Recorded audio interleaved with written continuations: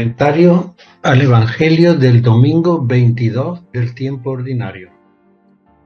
Renegar de uno mismo. 3 de septiembre de 2023.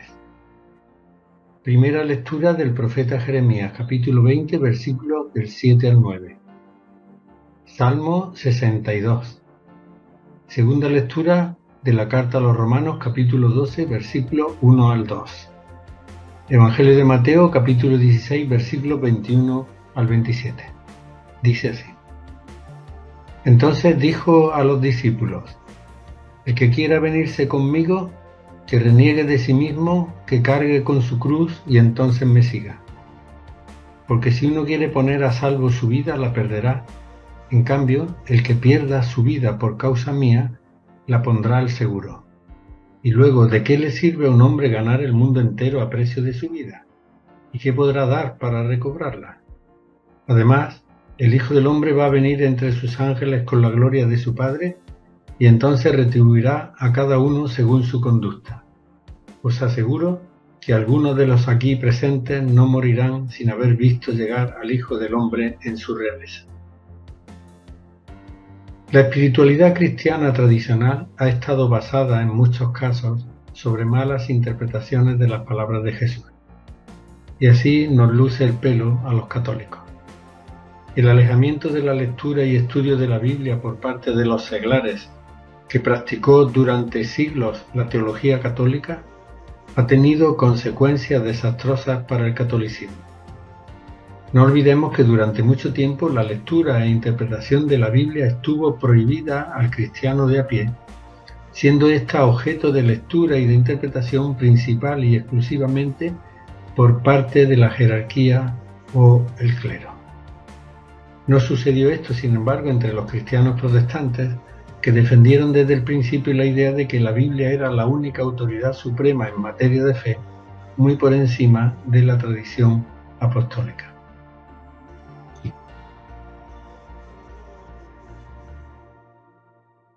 Creo que hoy más que nunca es necesario volver al auténtico Evangelio. A ese Evangelio al que la teología burguesa unas veces ha quitado el aguijón, otras lo ha utilizado para consolidar intereses de clase, y muchas, tal vez con buena voluntad y bastante ignorancia de la lengua, mentalidad y costumbres orientales, lo ha interpretado exactamente en contra de lo que Jesús mismo quiso decir. Y este último es el caso de este texto del Evangelio de hoy que acabamos de leer y vamos a comentar. El que quiera venirse en pos de mí, que reniegue de sí mismo, que cargue con su cruz y entonces me siga. Veamos cómo se han interpretado estas palabras del Maestro. Llama la atención, en primer lugar, que irse en pos de Jesús, o lo que es igual, ser su discípulo, no es el resultado de imposición alguna, pues Jesús dice: el que quiera venir en pos de mí. Hacerse discípulo de Jesús debe ser el resultado de una opción personal e intransferible que no debe venir impuesta por nadie, y mucho menos con el chantaje de la promesa de alcanzar en el más allá el cielo eterno, o con la amenaza de recibir el castigo de un infierno también eterno. El seguidor de Jesús debe serlo sin otra motivación que el entusiasmo y amor por su persona, que lo llega a seguir sus pasos sin que nada ni nadie lo fuerce a ello, como se expresa en este conocido soneto anónimo, aunque adjudicado a lo largo del tiempo a diversos santos o personajes de la vida religiosa. No me mueve, mi Dios, para quererte el cielo que me tienes prometido, ni me mueve el infierno tan temido para dejar por eso de ofenderte. Tú me mueves, Señor. Muéveme el verte clavado en una cruz y escarnecido. Muéveme ver tu cuerpo tan herido. Muéveme tus ofrendas y tu muerte. Muéveme, en fin, tu amor, y en tal manera que aunque no hubiera cielo yo te amara, y aunque no hubiera infierno te temiera. No me tienes que dar porque te quiera, pues aunque lo que espero no esperara, lo mismo que te quiero te quisiera.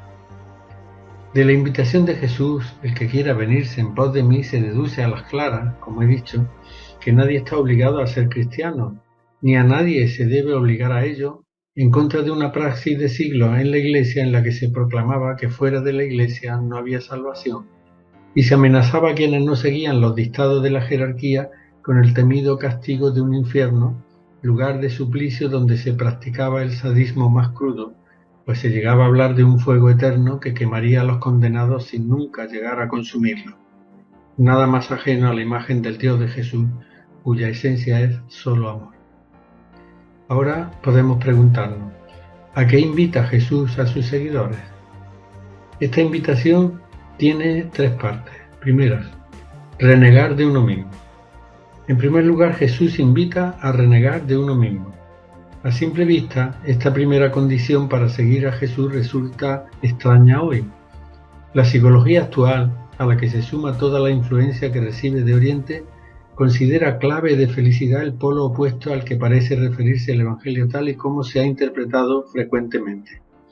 No hay que negarse a uno mismo, se nos dice, sino más bien aceptarse a sí mismo como base para conseguir la felicidad, fomentando una razonable autoestima positiva en la relación con los demás. Y esto como camino para conseguir la felicidad, objetivo prioritario del corazón humano.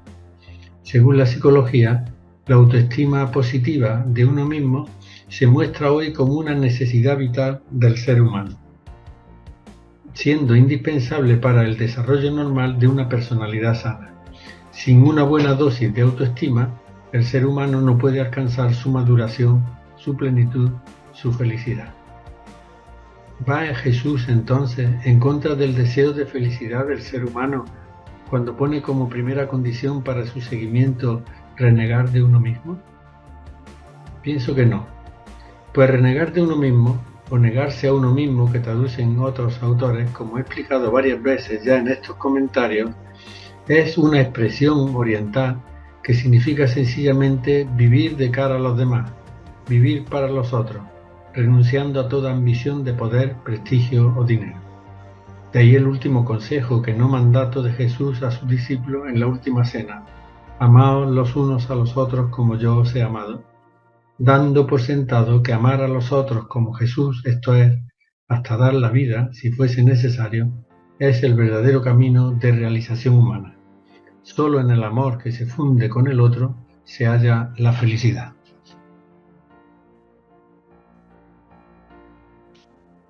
Sin embargo, renegar de uno mismo se ha entendido con frecuencia como refrenar, reprimir, moderar el cuerpo, ocasión de pecado casi siempre contra el sexto mandamiento, luchando contra los así llamados bajos instintos. El cuerpo ha tenido en la moral católica del siglo una coloración negativa y pecaminosa. Ha sido la primera y principal fuente de pecado. No en vano, para los moralistas, clérigos y frailes, el cuerpo, como fuente de placer y felicidad, era terreno vedado. Predicando esta espiritualidad, sentaron las bases para devaluar todo lo visible, lo corporal, lo material y placentero, en especial el sexo, y afirmar lo espiritual, el alma, y con ella todo lo que no se ve, haciendo al cristiano suspirar por el más allá, que se conseguía, en el mejor de los casos, con el aislamiento de los demás y la dedicación en exclusiva a la oración y la penitencia, como pasaporte válido para conseguir la vida eterna. ¿Cuántas neurosis habrá provocado esta interpretación del Evangelio en los creyentes sinceros que deseaban conciliar el Evangelio con la vida cotidiana? Segunda condición: cargar con la cruz. La segunda condición para ser cristiano es cargar con la cruz. Y también aquí la interpretación de esta frase ha resultado desvariada. En unos casos donde Jesús dice cargar con la cruz, que se supone impuesta por la persecución de los seguidores de Jesús por parte de quienes no aceptan el estilo de vida de estos, se ha confundido con aceptar la cruz, invitando a la resignación ante las contrariedades e injusticias de la vida, consolidando de este modo el desorden establecido al no rebelarse contra la injusticia humana. En otros casos, cargar con la cruz se identificaba con buscar la cruz, o lo que es igual, hacer sacrificios, incluso corporales, llegando incluso a maltratar el cuerpo como se hacía antiguamente con cilicios y disciplina, aquellos instrumentos de tortura menor que usaban principalmente curas y frailes, para fustigar el cuerpo y reprimir de este modo sus bajos instintos.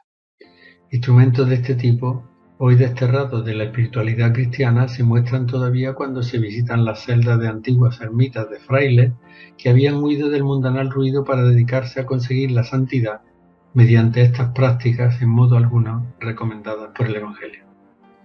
Jesús, en cambio, no aconseja ni resignación ni sacrificios corporales, sino cargar con la cruz cuando la coloquen sobre nuestros hombros quienes,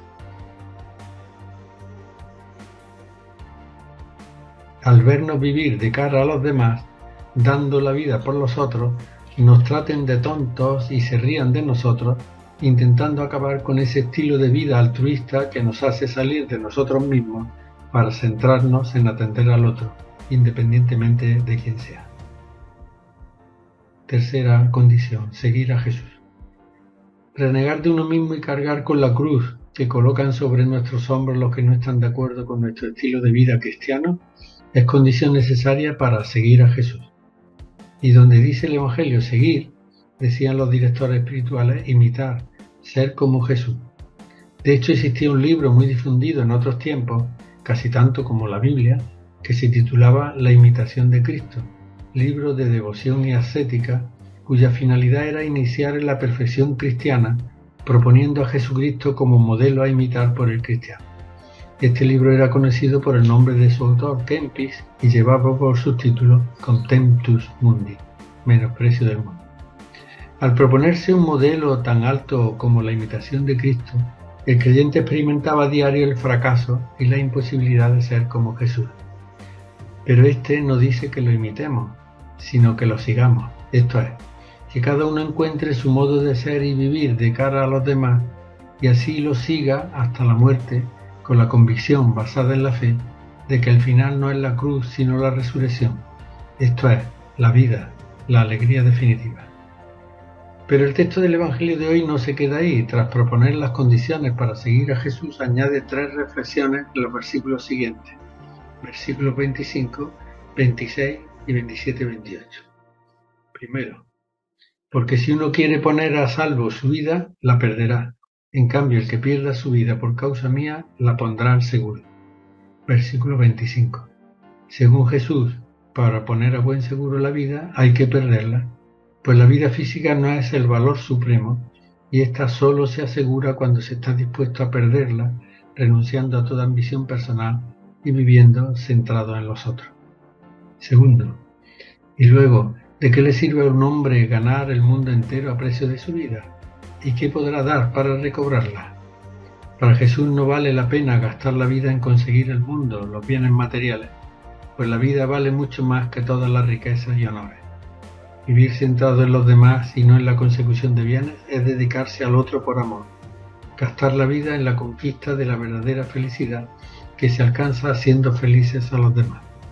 No olvidemos que Jesús propone como camino de felicidad la primera bienaventuranza. Dichosos, dice, los que eligen ser pobres, porque esos tienen a Dios por Rey. Tercero, además el hombre va a venir entre sus ángeles con la gloria de su Padre y entonces retribuirá a cada uno según su conducta. Os aseguro que algunos de los aquí presentes no morirán sin haber visto llegar al hombre en su realeza. Las comunidades cristianas primitivas esperaban la inminente vuelta del hombre, de Jesús, un acontecimiento clamoroso que haría ver resucitado al Mesías crucificado y rechazado, para intervenir poniendo los puntos sobre las íes en el curso de la historia humana, retribuyendo a cada uno según su conducta. La esperanza de su segunda venida debía mantener a sus seguidores a la espera del que había sido rechazado por el mundo, colgándolo de un madero. Y era esta esperanza la que los mantenía firmes en el seguimiento de un maestro que los invitaba a renegar de ellos mismos y a cargar con su cruz, como condición para ser sus discípulos, lo que traducido a nuestro tiempo equivale a vivir centrado en los demás, soportando la persecución proveniente de quienes no aceptaban ayer ni aceptan hoy en nuestro mundo el estilo de vida que propone el Evangelio.